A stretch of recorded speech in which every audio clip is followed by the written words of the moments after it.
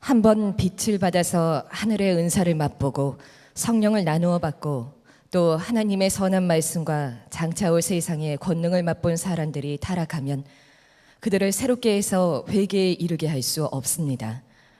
그런 사람들이야말로 하나님의 아들을 다시금 십자가에 못 박고 욕되게 하는 것이기 때문입니다.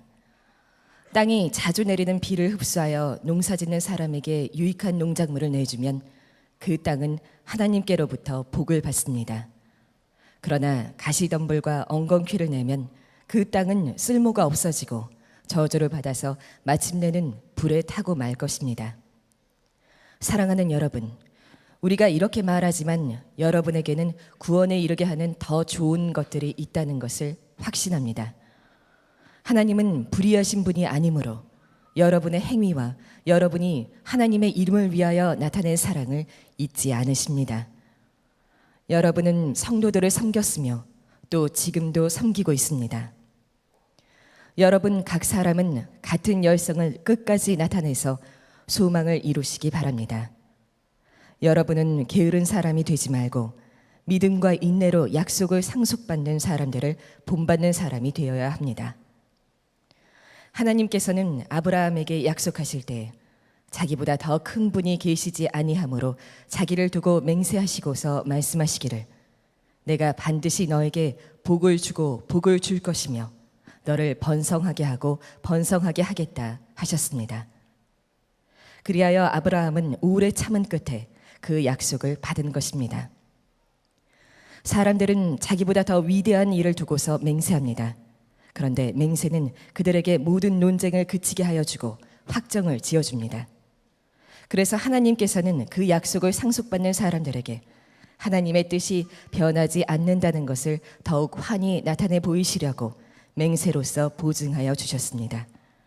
이는 앞에 놓인 소망을 붙잡으려고 세상에서 피하여 나온 사람들인 우리가 이 두 가지 변할 수 없는 사실, 곧 하나님의 약속과 맹세를 의지하여 큰 위로를 받게 하려는 것입니다. 하나님께서는 약속하시고 맹세하실 때 거짓말을 하실 수 없습니다. 우리에게는 이 소망이 있으니 그것은 안전하고 확실한 영혼의 닷과 같아서 휘장 안에까지 들어가게 해줍니다. 예수께서는 앞서서 달려가신 분으로서 우리를 위하여 거기에 들어가셔서 멜기세덱의 계통을 따라 영원히 대제사장이 되셨습니다. 오늘 설교 말씀을 준비하는 과정이 좀 어려웠습니다. 저에게 있어서는 제일 어려운 설교 준비라는 생각이 들었습니다. 몸도 아팠던 것이 아마 영적인 문제가 있었던 것 같기도 합니다. 하나님의 마음을 느끼는 것이 굉장히 고통스러웠다고 생각이 들고 또 마귀의 공격도 있었다고 생각이 듭니다. 오늘 설교는 예수를 믿고도 타락해서 구원을 잃어버릴 수 있는가 하는 것에 대한 말씀입니다. 이 말씀을 준비하는 일은 대단히 아주 민감한 일이기도 합니다. 때때로는 굉장한 교리 논쟁, 이단 논쟁에 휘말리기도 할 수 있는 문제이기도 합니다. 또 이 주제를 30분 만에 설교한다는 일은 대단히 어렵기도 하고요. 그래서 오늘 설교가 조금 무거울 수도 있겠습니다. 그래서 여러분들이 더 집중해서 여러분도 말씀을 같이 따라와 주시면 좋겠습니다. 오늘 읽은 본문의 말씀에 의하면 예수를 믿고도 타락하여 하나님으로부터 버림받을 수 있다고 성경 말씀에 기록되어 있습니다. 이것은 오늘 이 성경 본문만 아니고 성경 전체에 그렇게 말씀하고 있습니다. 예수를 믿었다고 영원히 그가 구원받는 것은 아니고 타락하여 구원을 잃어버릴 수도 있다는 내용이 성경의 도처에 사실 기록되어져 있습니다. 근데 이 말씀을 설교하는 일이 왜 그렇게 고통스러운가? 설교 준비하면서 하나님의 마음의 고통을 느낄 수 있었던 것 같습니다. 하나님은 대단히 이 문제를 이야기하는 것에 대해서 하나님은 고통스러워 하신다는 것을 느낄 수 있었습니다. 제가 오늘 말씀을 준비하는 동안에 가장 어려웠던 부분이 바로 예수님을 믿고 그리고 타락하여서 구원을 잃어버린 경우에 그들을 새롭게 해서 회개에 이르게 할 수 없다 하는 구절입니다. 아무리 타락하고 또 예수님을 부인하는 일이 큰 죄라도 회개하게 할 수는 있잖아요. 다시 또 돌아오게 할 수도 있잖아요. 그런데 왜 그런 길을 아예 차단해 놓는 것일까 하는 문제를 제가 쉽게 납득하기가 어려웠다고 할까요? 오늘 본문이 말하는 대답에 의하면 그것은 그런 사람들이야말로 하나님의 아들을 다시금 십자가에 못 박고 욕되게 하는 것이기 때문입니다. 그랬습니다. 자, 그런데 예수님이 십자가에 달려 죽으실 때 예수님은 예수님을 십자가에 못 박는 자들을 용서하셨잖아요. 하나님께 기도하셨잖아요. 저들이 알지 못하여 그렇다고 하나님께서 용서해 주시라고 그렇게 기도하셨잖아요. 그런데 왜 예수님을 믿었다가 주님을 부인한 사람의 경우에는 다시 돌아올 수 없는 걸까? 예수님께서 원수도 사랑하라고 하셔놓고 탕자의 아들 돌아왔을 때 받아주셨다고, 아버지가 받아주셨다고 그렇게 말씀하셔놓고 또 고멜, 음란한 아내였던 고멜이 남편을 버리고 갔을 때도 호세아 선지자를 통하여 다시 돌아오게 품어주게 하셨던 하나님이 왜 이렇게 말씀하셨을까 하는 점이 참 마음이 답답했습니다. 요한복음 10장 28절에 예수님께서 이렇게 말씀하셨어요. 내가 그들에게 영생을 주노니 영원히 멸망하지 아니할 것이요 또 그들을 내 손에서 빼앗을 자가 없느니라. 이 성경 구절에 의하여 성도의 견인이라고 하는 교리도 만들어졌어요. 성도의 견인이라고 하는 교리는 누구든지 예수님을 믿고 속죄함을 받고 성령을 받은 사람은 결코 하나님이 그를 버리지 않으신다. 누구나 다 구원받는다 라고 하는 교리입니다. 우리식으로 표현하면 하나님의 보호하심이라는 표현이 더 적절하게 여겨질 그런 교리지요. 얼마나 귀하고 또 감사한 일입니까? 정말 여러분 그 교리를 다 믿으시고 싶지요? 네, 예수님을 믿고 타락할 수 있다는 것보다 예수님을 믿고 나면 누구도 버림받지 않고 하나님이 끝까지 그를 보호해 주신다는 그 말씀이 얼마나 귀합니까? 근데 오늘 이 말씀은 그 교리와 너무 다른 식의 표현을 우리가 읽게 되는 겁니다. 그런데 오늘 본문의 말씀을 가만히 묵상하면서 하나님께서 저에게 깨닫게 하신 것이 있었습니다. 그것은 타락한 사람, 예수님을 믿고 구원을 경험했다가 타락한 사람의 경우에 그들을 새롭게 해서 회개에 이르게 할 수 없습니다 라고 하였다는 것이에요. 하나님이 다시 구원해 주지 않으시겠다 하는 게 아니고 할 수 없으시다고 이렇게 표현했다는 것이 저에게 있어서 빛과 같이 깨달아졌습니다. 하나님은 얼마든지 해주고 싶으시다. 오늘 성경에는 그렇게 나와 있지는 않습니다. 하나님께서는 다시 타락한 자라도 얼마든지 다시 품어주고 싶으시다. 그들도 구원해 주고 싶으시다. 그렇지만 할 수가 없구나. 이렇게 이 성경이 읽어지더라 그 말입니다. 예를 들면 이런 경우입니다. 어떤 한 여자가 지금 살고 있는 남편을 떠나서 스스로 남의 남자에게로 가버린 경우, 그런 경우는 어떻게 하는 거죠? 자, 이 옛날 남편이 그 아내를 다시 품어주고 싶어도 이미 새 남편과 같이 살고 있습니다.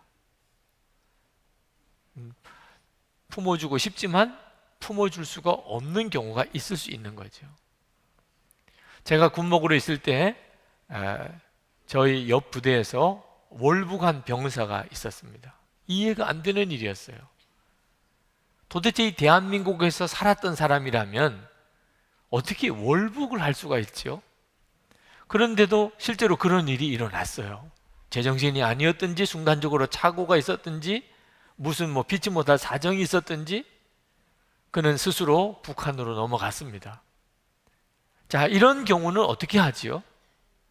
우리가 그를 다시 품어주고 싶어도 이제는 품어줄 수가 없습니다. 왜냐하면 이미 그는 북한의 정권 안에 있습니다. 그는 올라갈 때는 스스로 올라갔을지 몰라도 이제는 스스로 내려올 수가 없는 자가 되어져 있는 거죠. 여러분, 우리가 영적으로 이와 같은 것을 볼 줄 알아야 합니다. 왜 예수님을 믿고 다시 타락한 자는 그가 새롭게 되어서 회개하게 할 수가 없을까? 하나님이 우리를 보호하신다면서, 우리를 끝까지 보호해 주신다면서 왜 이런 일이 일어나는 것일까? 여러분, 꼭 명심해야 합니다. 하나님의 보호하심은 하나님의 권위 아래 있을 때 그게 이루어진다는 것입니다. 하나님의 권위에서 우리가 벗어나려고 하면 하나님은 우리를 보호하실 수가 없는 것이지 보호하시지 않으시는 게 아니라는 겁니다. 아담과 하와가 선악과를 따먹고 하나님의 권위를 벗어났습니다. 그리고 그가 마음으로 마귀가 하는 말을 받아들였습니다. 그래서 마귀에 속한 자가 되어버렸어요. 하나님께서 에덴 동산에서 아담과 하와를 내쫓았습니다. 왜 그러셨을까요? 화가 나서 그러셨을까요? 에덴 동산 안에 생명나무 열매가 있었다고 그랬습니다. 죄와 마귀의 종이 된 아담과 하와가 그 상태에서 생명나무 열매를 먹고서 영생하면 안 되니까 하나님께서 아담과 하와를 에덴 동산 내어 쫓을 수밖에 없었습니다. 하나님이 붙잡아 주시려고 했는데도 스스로가 하나님의 손을 뿌리쳤기 때문입니다. 가인이 아벨을 죽이려고 할 때 하나님은 가인을 붙잡아 주려고 하셨습니다. 그런데 가인은 하나님의 손을 뿌리쳐 버렸습니다. 롯의 아내가 하나님이 다 구원해 주셨습니다. 99.9% 구원 받았습니다. 그는 그냥 곧장 걸어만 가면 되는 것입니다. 그런데 그는 하나님이 붙잡아 주시려는 손을 뿌리쳤습니다. 그리고 그는 멸망하고 말았습니다.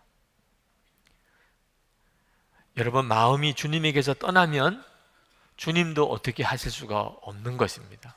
여기에 우리 주님의 아픔이 있습니다. 하나님은 오늘 이 말씀을 우리에게 읽게 하시면서 예수를 믿고도 멸망받을 수 있다, 타락하여 구원을 잃어버릴 수 있다는 것을 가지고 우리를 두렵게 하려고 하시는 게 아닙니다.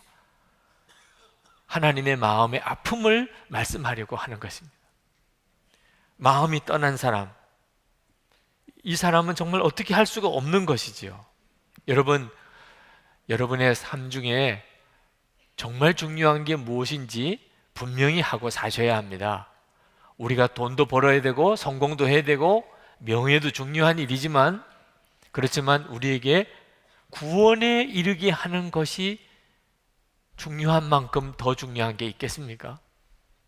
히브리서 기자는 9절 말씀에서 우리에게 가장 중요한 게 무엇인가에 대해서 말씀하면서 구원에 이르게 하는 더 좋은 것들이라는 표현을 쓰셨습니다. 여러분, 정말 명심하셔야 합니다. 우리에게 구원에 이르게 하는 것들이 있습니다. 그걸 소홀히 생각하면 안 됩니다. 우리가 마음으로 그것을 중요하게 여기셔야 됩니다. 중요하게 여기기 때문에 고난도 핍박도 감수하는 겁니다. 그게 더 중요한 것이니까. 여러분, 솔직히 돈이 중요한 분들 돈이 중요한 분들은 고생하시잖아요. 돈 벌려고. 어떤 어려움이 있어도 돈 생길 수만 있다고 한다면 감수하시잖아요. 성공하겠다고 마음에 작정한 사람은 굴욕적인 순간에도 참잖아요. 그게 더 중요하다고 여기니까. 예수님을 믿는 것 때문에 고난을 받을 때, 그것 때문에 핍박이 올 때 내가 예수 믿는 것을 포기하고 다시 옛날로 유대교로 돌아가겠다고 하는 것은 무엇을 말하는 거죠? 중요한 게 뭔 줄을 제대로 판단하지 못하고 있다는 것입니다. 오늘 말씀에서 10절에 보면은 구원에 이르게 하는 그 더 좋은 것들이 무엇인지 설명하고 있습니다. 하나님은 불의하신 분이 아니므로 여러분의 행위와 여러분이 하나님의 이름을 위하여 나타낸 사랑을 잊지 않으십니다. 여러분은 성도들을 섬겼으며 또 지금도 섬기고 있습니다. 구원받은 자에게만 나타나는 독특한 행위가 있다는 겁니다. 여러분, 우리가 예수님을 믿고 구원을 받게 되면 절대로 이전과 똑같이 살지 못합니다. 사람이 완전히 바뀝니다. 어떤 사람이 사랑에 빠진 것을 꼭 말을 안 해도 알지요? 야, 저 사람 요즘에 애인이 생겼나 봐. 저 사람 요즘에 누구가 사랑에 빠졌나 봐. 사랑에 빠지면 사람이 달라집니다. 행동이 달라지고 얼굴 표정이 달라집니다. 우리가 예수님을 믿고 구원받고 성령님이 우리 안에 오시면 사람은 말이 아니고 행동으로 완전히 달라진 사람이 됩니다. 지금 그 말씀을 하고 있는 겁니다. 여러분의 행위와 여러분이 하나님의 이름을 위하여 나타낸 사랑을 잊지 않으십니다. 하나님은 그걸 보신다는 거예요. 하나님은 우리를 보실 때 우리 속에 구원받은 자라고 하는 부인할 수 없는 증거로 나타나는 행위, 저 사람 예수 믿나 봐, 이렇게 말할 수밖에 없는, 구원받은 자에게만 나타나는 그 행위가, 그게 바로 우리가 놓치지 말아야 될 것이라는 거죠. 하나님의 이름을 위하여 나타낸 사랑입니다. 네. 그리고 성도들을 섬기는 것이에요. 성도들을 섬기는 걸 보니까 저 사람은 하나님의 이름을 나타내는 사랑이 있구나 하는 것을 알게 된다는 겁니다. 이번에 우리가 교회 전체를 위해서 여러분에게 봉사해달라고 요청하는 것은, 그것은 여러분 안에 계시는 성령의 역사하심으로 여러분들이 구원받은 하나님의 자녀라고 하는 증거 때문에 그런 것입니다. 여러분은 성령님과 의논해 보시기 바랍니다. 그러면 오늘 10절의 말씀이 여러분에게 그대로 해당된다는 것을 여러분이 알게 됩니다. 그런데 중요한 것은 이것이 변하면 안 된다, 그 말입니다. 여러분 안에 예수님을 믿고 여러분이 구원을 받았을 때 여러분의 행위가 달라지고 여러분의 사랑이 달라지고 섬김이 달라집니다. 그게 바로 첫사랑이라고들 하지요. 예수님을 믿고 구원의 감격을 가지게 되었고 영생의 눈이 뜨였고 성령님이 여러분 안에 역사하기 시작하실 때 여러분이 달라지는 걸 말합니다. 그런데 이것이 변하면 안 된다는 거예요. 변하면 한결같아야 한다는 겁니다. 이 열성이 11절 말씀에 여러분 각 사람은 같은 열성을 끝까지 나타내서 소망을 이루시기 바랍니다. 하나님이 여러분을 구원해 주셨어요. 우리는 이 땅이 전부가 아니고 하나님의 나라가 있습니다. 이 소망을 우리가 온전히 이루려면 예수님을 처음 믿었을 때의 그 열성이 계속 같아져야 한다는 겁니다. 그게 변하면 안 된다는 거예요. 12절 말씀에 영적인 게으름을 조심하라고 했습니다. 여러분은 게으른 사람이 되지 말고, 성경은 우리가 무능한 것에 대해서는 탓하지 않으세요. 게으른 것에 대해서는 아주 심각하게 지적하고 계십니다. 여러분, 게으른 게 왜 그렇게 큰 죄인가요? 여러분 중에도 좀 성품이 게으른 분이 계시죠? 네. 심각하게 생각하셔야 합니다. 이 게으른 게 왜 그렇게 심각한 문제지요? 마음이 변했다는 뜻이기 때문에 그렇습니다. 사랑하는 사람에게만 나타나는 느낌입니다. 열심히 예전만 못해요. 처음에 만나서 그렇게 서로 사랑할 때 같지 않아요. 벌써 그 열정도, 그리고 무언가 이렇게 행동하는 것도 예전만 못하게 많이 이렇게 축 처져 있어요. 그건 사랑하는 사람이 느낄 수 있는 거죠. 마음이 변했다는 겁니다. 마음이 변했다는 것이 섬뜩 할 정도로 기분이 나쁜 것입니다. 마음이 변했잖아. 우리 주님과 우리 사이도 꼭 같습니다. 마음이 변하면 그는 이미 주인이 바뀌고 있다고 하는 뜻이기도 하다는 것입니다. 우리의 마음의 주인이 우리 육신이었고 자아였고 그리고 악한 영이었다가 우리가 예수님을 주님으로 맞아들였잖아요. 예수님이 우리 마음의 주님이 되셨잖아요. 그런데 이게 바뀌기 시작했다는 겁니다. 다시 세상의 주인이 되어가게 됐다는 거죠.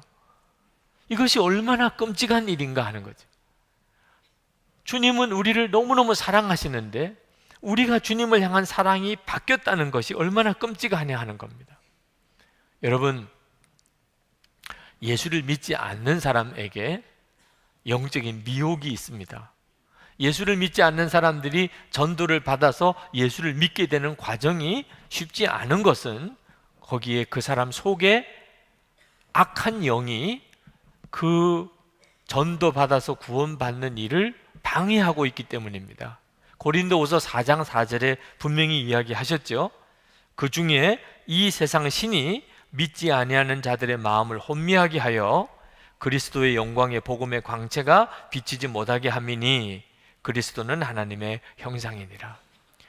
예수님을 아예 모르는 사람들, 그런 사람들의 마음속에 악한 영이, 이 세상의 신이 그 사람의 마음을 혼미하게 해서 예수 그리스도를 온전히 바라보지 못하게 함으로 때때로 거역도 하고 때때로 핍박도 하는 사람이 있는 거죠. 그러나 그들이 복음을 듣고 그리고 예수님을 영접하고 성령이 오시면 사람이 완전히 달라지게 됩니다. 비로소 예수님이 누구신지를 알게 되는 거죠. 그런데 그렇게 되었다가 다시 예수님을 부인하고 세상으로 돌아간 사람은 어떻게 될까요? 예수 믿지 않을 때 미혹을 받은 것과 비교할 수 없는 미혹에 사로잡히게 됩니다. 한번 예수님을 믿었다가 그리고 그 빛에 대해서 경험했다가 영생에 대해서 맛보았다가 성령에 참여했다가 그리고 다시 돌아간 사람은 이제는 어지간한 전도로 전도가 되어지지도 않습니다. 그 사람을 다시 돌이키게 할 수가 정말 어렵다는 것을 여러분 이해하실 수 있겠습니까? 마귀가 이제는 그를 완전히 자기 소유로 만들어 버릴 수 있게 됐다는 거죠. 그 미혹이 얼마나 무서운 것일까요? 가룟 유다의 경우를 예를 들어서 보면 좀 짐작할 수 있을까요? 가룟 유다는 예수님의 제자였고 예수님의 말씀을 실제로 직접 들었던 사람이고 그리고 예수님이 행하신 기적도 다 보았습니다. 근데 가룟 유다에게 마귀가 역사하기 시작합니다. 그 마음에 자꾸 예수를 팔 생각을 집어넣어 주고 있었습니다. 그때 예수님께서 그 가룟 유다를 어떻게 해서든지 보호하시려고 가룟 유다에게 경고하시고 또 경고하셨습니다. 그러나 가룟 유다가 결국은 마귀가 주는 생각을 마음에 품고 실제로 예수를 팔려고 하게 됩니다. 그리고 마귀가 가룟 유다 속에 들어가 버렸다고 그랬습니다. 그때는 예수님께서 더 이상 가룟 유다를 붙잡아 주려고 하지 않으셨고 너가 할 일을 그냥 하라고 했습니다. 이게 사로잡혀진다는 게 얼마나 무서운가 하는 것입니다. 마귀가 사로잡아 버리고 나면 그러면 이미 우리는 더 이상 분별이 없게 됩니다. 히브리서 기자가 이 점을 너무너무 안타깝게 말씀하고 있는 겁니다. 그래서 그때 당시에 핍박당하는 성도들에게 믿음과 인내를 가지라고, 처음 예수를 믿었을 때 그 마음을 변함이 없도록 믿음과 인내를 가지라고 그렇게 권하는 겁니다. 우리가 믿음과 인내를 가지고 나가려고 하면 반드시 주님이 도와주십니다. 반드시 이기게 하십니다. 그건 마음의 문제인 것입니다. 히브리서 기자는 아브라함의 예를 듭니다. 13절부터 16절까지 아브라함의 예를 듭니다. 아브라함도 그랬다는 겁니다. 하나님으로부터 복을 더하는 축복을 받았고 그 자손들이 또 번성할 약속을 받았었습니다. 믿어지지가 않는 약속이었어요. 75세까지 아이가 없었는데 이제 큰 민족의 조상이 된다니 도무지 믿을 수가 없는 약속인데, 하나님께서 맹세하시면서까지, 자기 자신을 두고 맹세하시기까지 하나님이 약속을 하시는 것을 보고 아브라함이 믿었다고 그랬어요. 그래서 100세가 될 때까지 정말 믿음이 꺾어질 만한 여러 가지 위기들이 왔었지만 아브라함은 끝까지 믿음과 인내로 그 약속을 붙잡았고 결국은 이루어졌다는 거죠. 그러면서 우리에게 말씀하시는 겁니다. 우리도 그와 같이 해야 한다는 겁니다. 분명히 하나님은 예수 그리스도를 통하여 우리를 죄와 저주와 마귀에게서부터 구원해 주셨고 또 영원한 구원을 약속하셨습니다. 이 세상의 전부가 아니고 하나님의 나라가 있다는 사실을 우리에게 분명히 보여주시고 우리가 그 하나님의 나라의 백성이 되고 하나님의 자녀가 될 것이라는 약속을 맹세까지 더하여 우리에게도 주셨다는 것. 그것은 우리가 환난을 당할 때, 핍박을 당할 때, 고난이 올 때, 유혹이 올 때 흔들리지 않게 하기 위해서라는 것. 아브라함처럼 우리가 처음 믿음을 변하지 않고 끝까지 가지고 있으면 반드시 이 놀라운 하나님의 약속과 맹세가 우리 가운데 그대로 이루어진다는 것입니다. 하나님은 완벽한 구원을 준비하셨습니다. 완벽한 구원. 19절 말씀에 보면 확실한 영혼의 닷과 같다. 그것은 안전하고 확실한 영혼의 닷과 같다고 그렇게 표현했습니다. 여러분, 배에 닷이 내려지게 되면 그러면 이 닷이 보이지 않는 바다 밑바닥에 거기에 다 내리게 되고 그러면 배를 붙잡아 주게 됩니다. 배가 아무리 조류에 휩쓸리고 파도가 쳐도 이 닷이 내려져 있는 곳에서 배는 크게 벗어나지 않고 거기에 붙잡히게 됩니다. 하나님은 우리에게도 똑같이 그렇게 하신다는 것입니다. 우리가 예수님을 믿고 지금 당장 하나님이 우리에게 약속하신 모든 구원이 다 이루어지지 않는 것 같아도 이미 확실한 약속으로 우리에게 주어졌다는 것입니다. 하나님은 약속하셨고 맹세까지 하셨다는 것. 그것은 우리로 하여금 위로를 받게 하려고 하심이라는 겁니다. 어려운 일을 당할 때도 핍박이 올 때도 우리가 위로를 받게 하려고 하십니다. 하나님께만 마음이 열려 있기만 하면 반드시 그렇게 된다는 것입니다. 히브리서 기자는 우리에게 하늘의 비밀을 보여주고 있습니다. 하늘을 바라보라는 겁니다. 예수 그리스도께서 하나님과 우리 사이에 대제사장으로 계십니다. 그리고 예수님께서 하나님의 성소로 들어가셨다는 거예요. 우리가 가야 될 그 하나님의 성소로 예수님이 휘장을 가르시고 먼저 들어가셨다는 겁니다. 20절 말씀에 보면 예수님께서 앞서서 달려가신 분으로서 우리를 위하여 거기에 들어가셔서 멜기세덱의 계통을 따라 영원히 대제사장이 되셨습니다. 예수님이 지금 하나님의 나라에 계십니다. 예수님이 십자가에 죽으실 때 하나님과 우리 사이를 가로막는 휘장이 위에서부터 아래로 쫙 갈라졌습니다. 그리고 예수님은 그 휘장 사이로 들어가셨습니다. 그런데 예수님이 그렇게 하신 것은 예수님만 들어가려고 하신 게 아니라는 거죠. 20절에 이렇게 표현했습니다. 예수께서는 앞서서 달려가신 분이라고. 여러분, 앞서서 달려가셨다는 말은 누군가가 뒤따라오는 사람이 있다는 뜻이잖아요. 누가 뒤따라가는 거죠? 저와 여러분들이죠. 예수님을 믿는 모든 성도들을 말합니다. 예수님이 휘장을 가르시고 하나님의 성소로 들어가신 것은 우리 모두가 다 그리로 들어가려고 주님이 먼저 들어가신 것입니다. 우리를 위하여 그리하셨다고 성경은 또 말씀하고 있습니다. 하나님은 우리를 향한 완벽한 구원을 준비하셨어요. 하나님은 절대로 우리를 놓치지 않으십니다. 성도의 견인이라고 하는 교리는 저는 분명히 성경적인 교리라고 믿습니다. 하나님은 우리를 완벽하게 보호하실 수 있어요. 우리가 마음을 계속 하나님께로만 가지고 있다면, 우리 마음이 변하지가 않는다면, 우리가 정말 마음에 예수님을 분명히 영접한 게 사실이라면 우리는 절대로 하나님이 우리를 놓치실 수가 없습니다. 우리를 놓치시지도 않습니다. 그럼 배교자는 왜 생기는 거죠? 거기에 하나님의 아픔이 있는 거예요. 마음이 변한 사람들입니다. 오늘 성경에서는 분명히 배교자가 있을 것이라고 말합니다. 실제로 배교자가 있었습니다. 근데 이 말씀을 하는 것에 대해서 하나님은 대단히 아파하셨어요.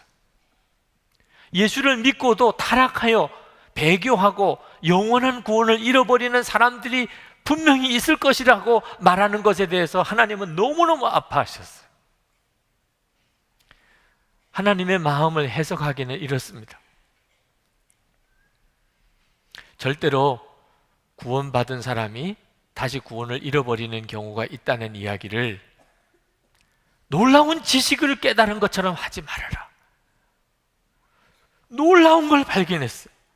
성경에 보니까 놀라운 말씀이 있어요.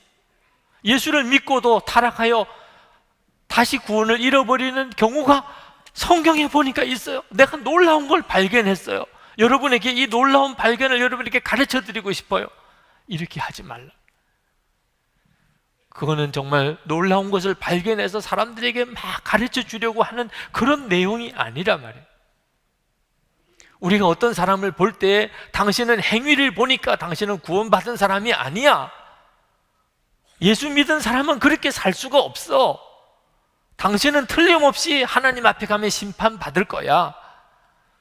이렇게도 하지 말라. 판단하고 정죄하기 위해서 이 말을 하지도 말라. 분명히 예수를 믿었다가 마음을 지키지 못하고 영적으로 게을러져서 마귀에게 마음을 빼앗기고 결국은 다시 타락하는 자가 있겠지만 그건 하나님의 말할 수 없는 고통이라. 하나님은 절대로 그들을 버리신 적이 없다. 그들이 하나님을 버렸지 하나님은 그들을 버리신 적이 없어. 하나님이 버렸다고 이야기하지 마. 심판받을 거라고 말하지 마. 놀라운 걸 발견한 것처럼 말하지 마. 하나님의 마음에는 너무너무 아픔이 있다는 거예요.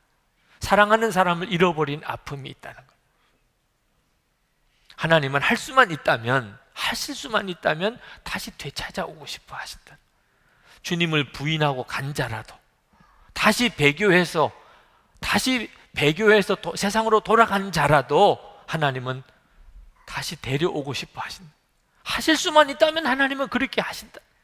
저는 배교자들도 하나님의 사랑하신다는 것을 느꼈어요. 하나님은 그들을 사랑하십니다. 베드로가 예수님을 3번 부인했잖아요. 저주까지 했잖아요. 오늘 본문의 말씀을 그저 문자 그대로만 해석하자면 베드로는 이미 돌아올 수 없는 강을 건넌 사람입니다. 베드로, 너는 끝이야. 너 어떻게 그럴 수 있어? 그렇게 된 거지요. 예수님의 수제자라고까지도 말하던 사람. 그런데 실제 상황은 어떻습니까? 베드로는 돌아왔어요. 예수님은 베드로를 받아주셨습니다. 예수님이 베드로를 다시 만났을 때 물으셨어요. 너는 나를 사랑하느냐? 그때 베드로가 예수님에게 대답을 했습니다. 주님, 그러하나이다. 내가 주님을 사랑하는 줄 주님께서 아시나이다. 주님께서 아시나이다. 알기는 뭘 알아요? 주님이 뭘 도대체 아신다는 거예요? 3번 부인한 거 아시겠죠? 저주까지 하신 거 아시겠죠? 그때 주님이 돌아보셨다고 그랬잖아요. 우리들끼리라면 그거밖에 주님은 아시는 게 없습니다. 베드로가 어떤 사람인지 주님은 아시지요. 3번 부인했어요. 저주까지 했어요. 그런데 도대체 베드로는 뭘 도대체 주님이 아신다고 말씀을 한 거지요? 주님은 마음을 아시잖아요. 사람들끼리는 그 마음을 알 방법이 없지만 도대체 우리는 사람의 마음을 알 수가 없잖아요. 얼마나 많이 속았나요? 내 마음도 내가 모를 때가 많잖아요. 그러나 우리 주님만큼은 우리 마음을 아시잖아요. 베드로는 정말 미칠 것 같았어요. 너무너무 두려워서 예수님을 부인했습니다. 그때 베드로의 믿음은 그런 수준밖에 안 됐습니다. 예수님을 부인하고 나니까 이제는 끝이라고 생각이 들었어요. 이제는 주님께 도무지 돌아갈 수가 없었어요. 그러나 베드로 마음속에 예수님을 사랑하는 마음이 있는 것을 이걸 또 베드로가 어떻게 부인할 수가 없었어요. 그러니 베드로가 미칠 것 같은 거죠. 자기는 분명히 예수님을 부인한 사람인, 예수님을 또 사랑하는 마음은 도대체 이게 뭡니까? 그러니 베드로가 예수님에게 주님이 아시잖아요. 마음을 아시는 분이 주님이시잖아요. 그러니 제 마음을 주님이 아시잖아요. 그걸로 베드로는 돌아왔습니다. 마음이 주님께 있으면 절대로 주님은 버리지 않습니다. 우리가 예수님을 향한 마음을 놓치지만 않으면 하나님은 절대로 우리를 버리지 않습니다. 완전히 우리를 끝까지 보호해 주십니다. 이번 주간에 주님은 3가지 의미 있는 사건으로 저를 깨우쳐 주셨어요. 설교 준비는 너무너무 힘들었지만 월요일부터 어제 오늘 아침 1, 2부 예배 때까지도 내내 너무너무 힘들었지만 주님은 3가지 사건으로 주님의 마음을 저에게 알려주셨어요. 첫 번째 사건은 꿈을 꾼 것입니다.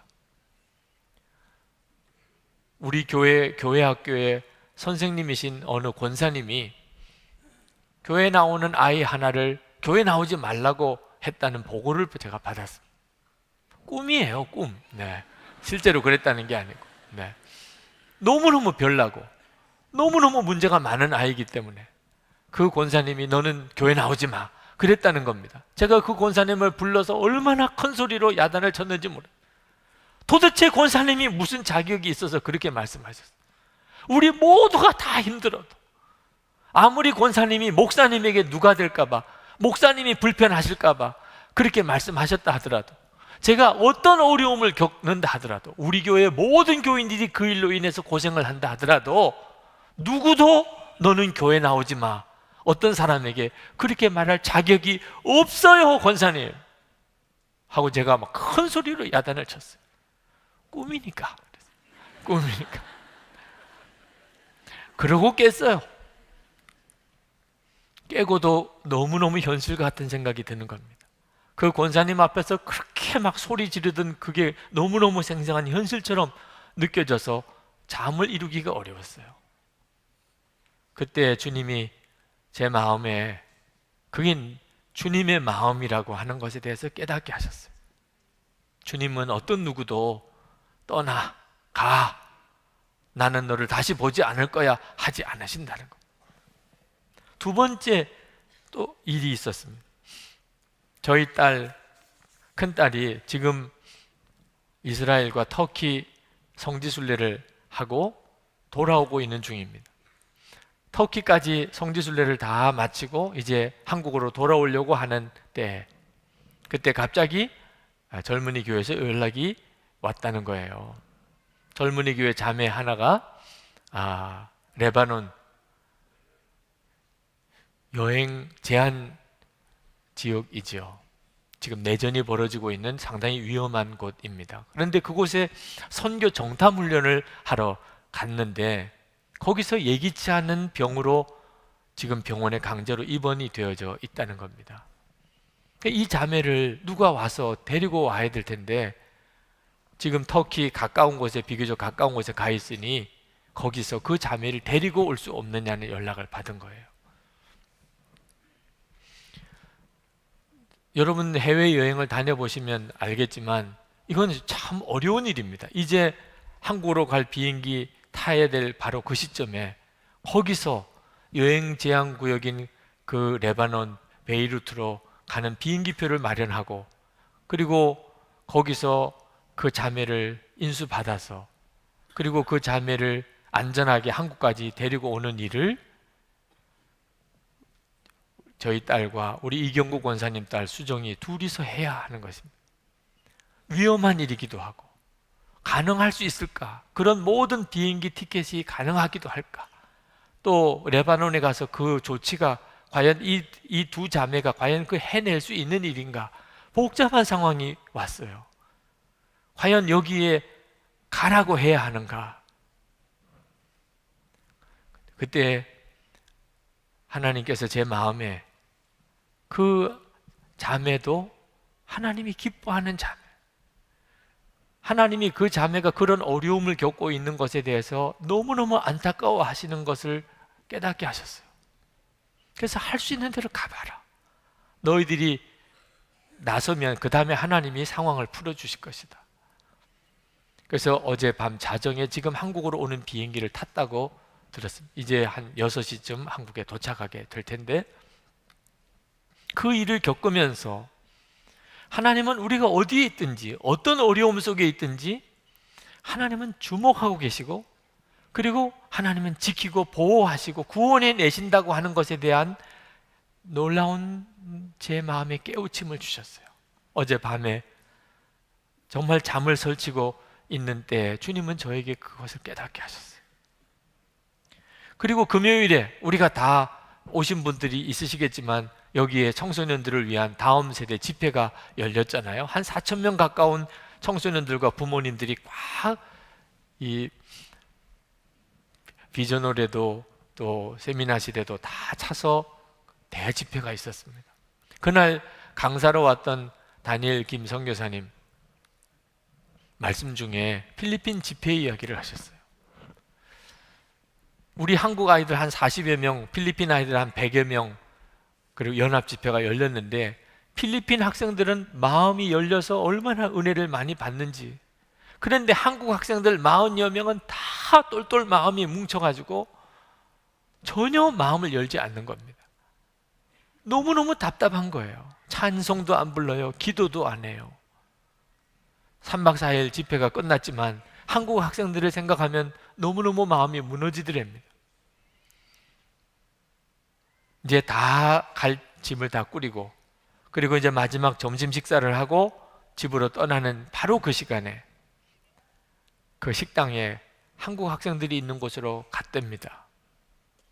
근데 그 한국 학생들 중에 우두머리 역할을 하고 있는 고3인 학생이 거기서 혼자서 밥을 먹고 있더래요. 그 아이에게 뭔가 이야기를 해주고 싶더래요. 그러나 뭐라고 이야기를 해줘야 될지는 모르겠더래요. 밥을 먹고 있는 학생 앞에 앉았습니다. 무슨 이야기를 해야 될까? 그냥 떠오르는 이야기는 너도 많이 힘들었겠다, 그 이야기밖에 떠오르지 않더라. 너도 많이 힘들었겠다. 그 아이가 흘끗 이렇게 쳐다보더래요. 밥을 먹다가. 그러고는 계속 밥을 먹고 있는 겁니다. 너 마음이 열리지 않았는데 이 집회에 계속 3박 4일 동안 참석하려니 너도 얼마나 힘들었겠니? 그러나 3박 4일 동안 그래도 끝까지 집회에 참석해 준 게 고맙다, 감사하다. 그래, 앞으로 잘 살아라. 그거밖에는 더 말을 못 해주겠다. 그렇게 하고는 그냥 자리에서 일어났어요. 그리고 돌아 나오는데 뒤에서 그 학생이 말을 걸더래요. 근데 질문 하나 해도 돼요? 깜짝 놀랐어요. 전혀 말을 안 하던 아이가 갑자기 질문을 하겠다니까 그래, 뭐냐? 그랬더니 은혜 받고 싶은데 안 되는데 어떻게 해요? 믿고 싶은데 믿어지지 않는데 어떻게 해요? 그 말이 너무나 가슴에 미어지더래요. 이 아이가 마음이 그렇구나. 은혜 받고 싶은 마음은 있는데 은혜가 안 되는 걸. 믿고 싶은 마음은 있는데 믿어지지 않는데 어떡하냐. 그래서 다시 돌아가서 그 아이를 붙잡고, 너 그 마음이 있다면 주님은 역사하셔. 그리고 예수 그리스도에 대해서 그 식당에서 밥을 먹다가 전했대요. 그 아이가 눈물로 예수님을 영접했어요.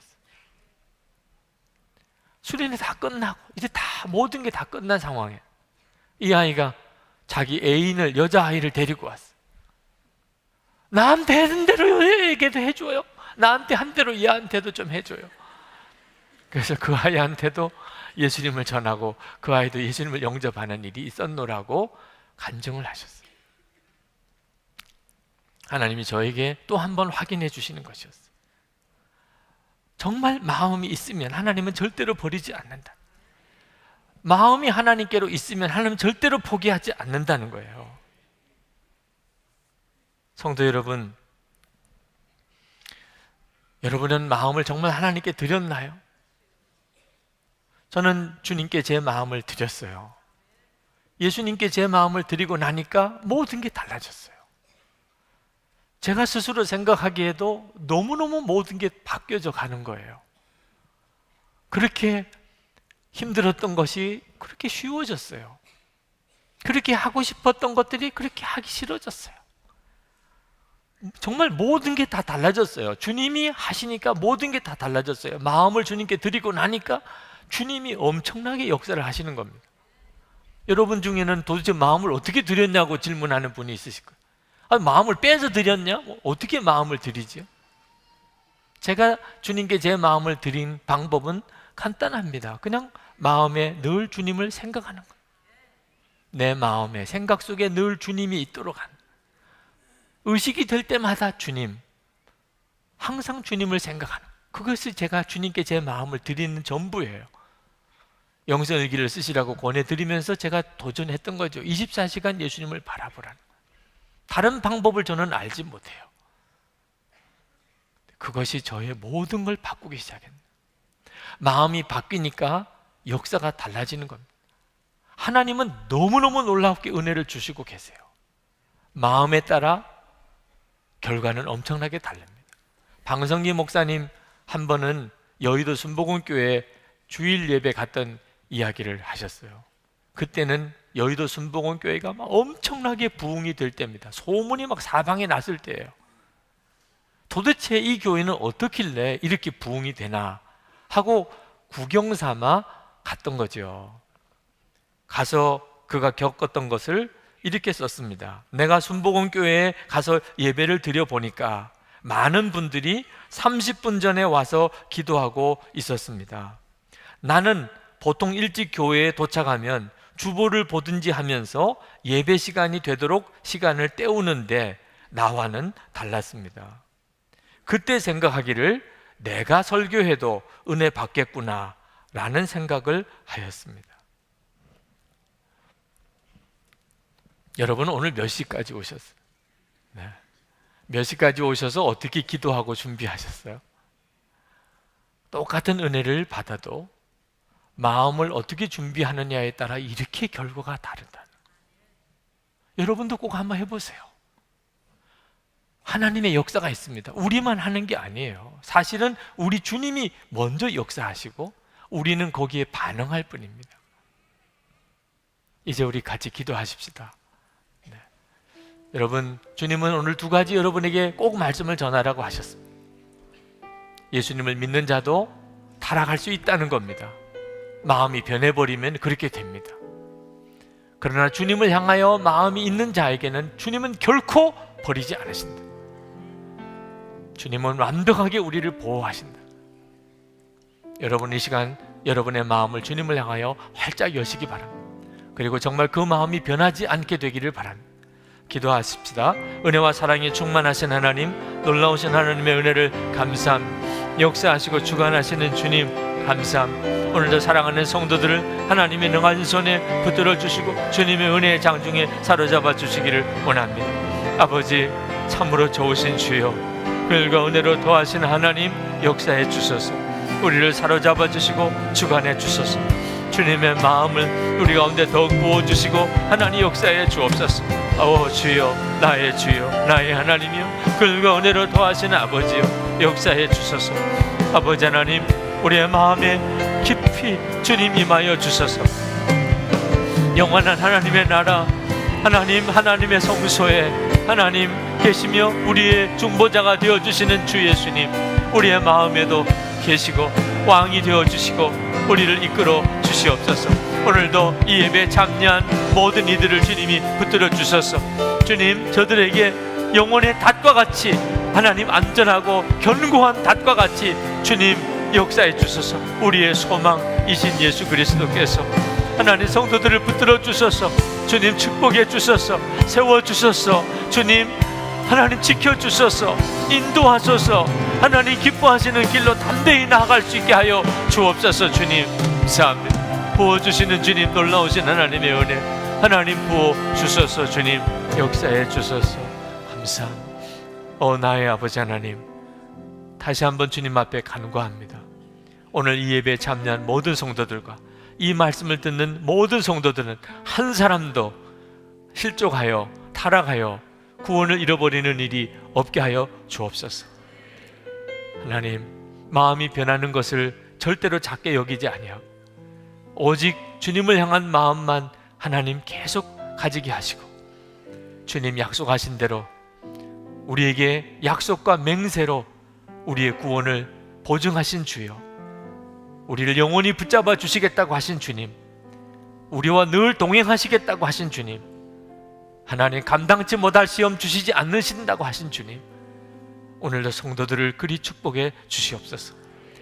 예수님을 바라보는 중에 주의 임하시고 역사하심이 충만하여 주소서.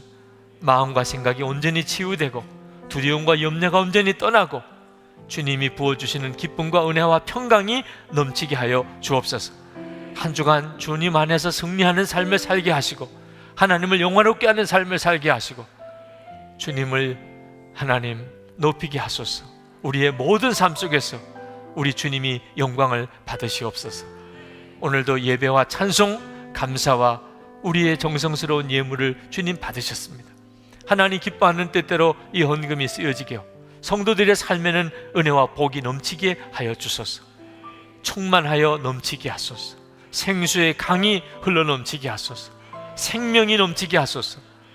영과 육이 다 강건하게 하시고 가정이 다 편안하고 자녀들이 하나님 앞에 더 귀하게 세워지게 하시고 기업의 복을 받게 하시고 저희들을 통하여 하나님 나라가 변화되고 민족이 새로워지고 북한의 동포가 구원받으며 세계 열방에 주의 복음이 전해지게 하여 주시옵소서.